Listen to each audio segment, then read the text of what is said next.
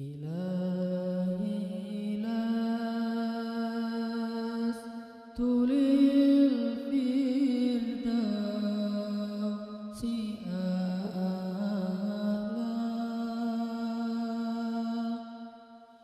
ولا أقوى على النار الجحيم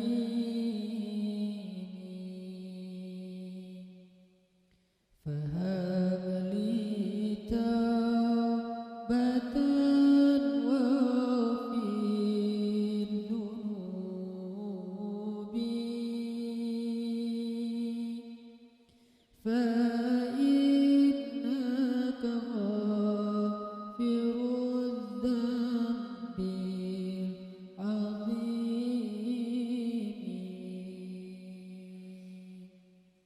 Teman-teman sekalian, bait-bait kasidah itu ditulis dan dirangkai oleh para ulama adalah tentang pengakuan dosa seorang hamba.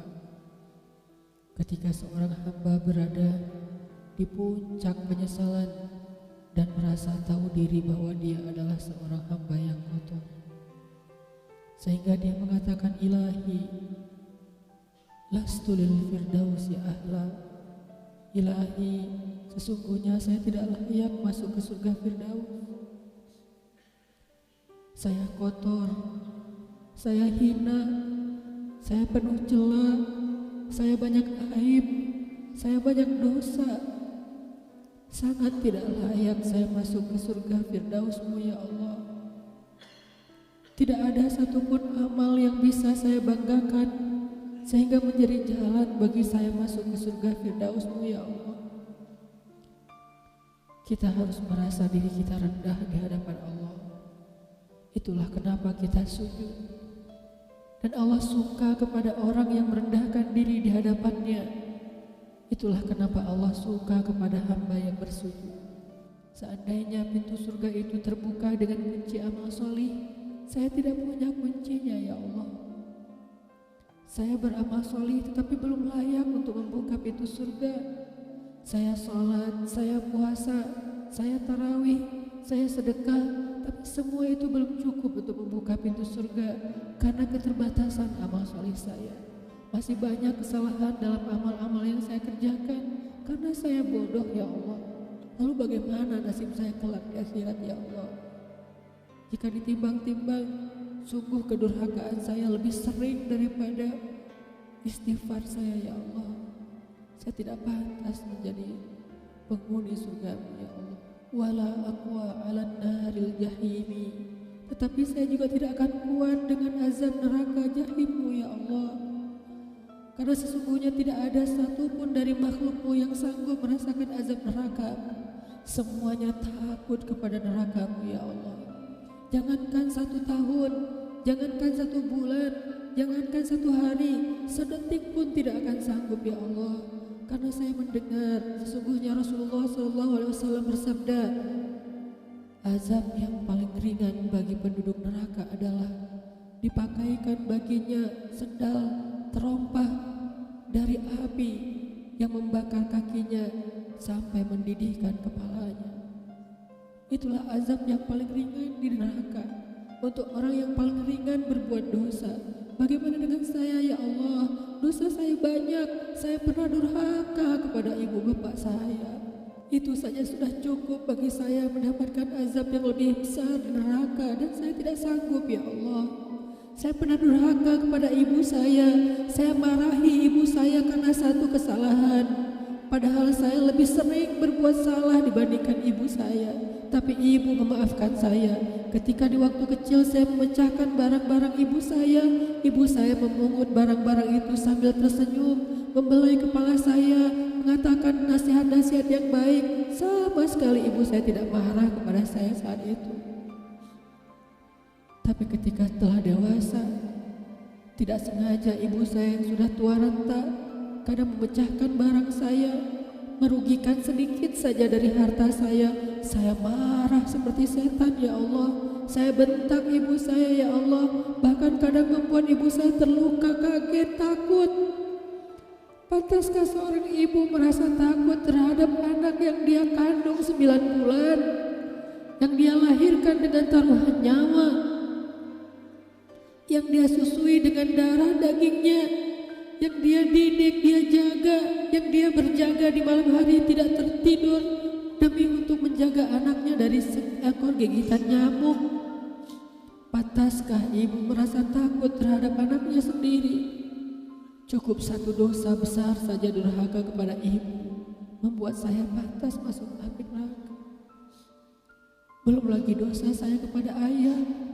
Ketika saya berdebat habis-habisan di hadapan ayah saya, hanya ketika ayah saya menasihati saya dengan satu nasihat sederhana, saya debat dia, seolah-olah wawasan saya lebih banyak, ilmu saya lebih banyak, pergaulan saya lebih luas, pendidikan saya lebih tinggi, padahal semua itu saya dapatkan hasil dari perjuangan dan pengorbanannya. Ketika keduanya sudah menjadi tua dan lemah, kadang keduanya rindu kepada saya, ya Allah. Mereka memberi kami pesan, ya Allah. Mereka bertanya, bagaimana kabarmu anakku? Tapi kami tidak peka. Hati kami tertutup dengan ego dan sombong. Kami tidak bisa membaca teks itu dari perasaan mereka. Kami hanya membaca teks mereka dan tidak segera membalasnya. Kami anggap teks dari orang tua kami tidak penting, masih bisa ditunda untuk dijawab nanti sore. Padahal mereka sedang kangen, sedang rindu kepada kami, ya Allah. Mereka tidak mengatakan kami rindu kepadamu, wahai anakku, karena mereka tahu kalimat itu akan mengganggu kami. Kalimat itu akan menjadikan hari kami tidak lagi mudah. Kalimat itu akan merusak konsentrasi kami dalam bekerja. Kalimat itu akan menghalangi banyak urusan kami, sehingga mereka menahan diri. Mereka hanya bertanya, apa kabar kami? Lalu kapan kami berbakti kepada mereka, ya Allah? Sampai seusia ini kami masih merepotkan mereka, ya Allah. Kapan kami akan berbakti kepada mereka? Rasanya kami lupa. Entah kapan kami pernah memijat kaki mereka setelah mereka seharian bekerja. Entah kapan kami pernah memberikan minuman hangat untuk mereka. Kami durhaka kepada orang tua kami, ya Allah. Bahkan setelah mereka wafat, kami lupa mendoakan mereka di dalam sholat kami. Harusnya kami disiksa di api neraka, tetapi kami tidak kuat, ya Allah. Belum lagi kedurhakaan kami yang lain, dosa-dosa besar kami yang lain. Kami pernah bermaksiat kepadamu diam-diam, ya Allah. Kami pernah berbuat dosa diam-diam, dan padahal kami tahu itu dosa besar. Tapi kami tidak peduli. Kami tidak takut kepadamu, seolah-olah ancamanmu itu hanyalah mitos, seolah-olah ancamanmu itu hanyalah fiktif, seolah-olah apa yang kau firmankan di dalam Al-Quran itu tidak benar-benar ada. Kami sombong, menantangmu dengan berbuat dosa.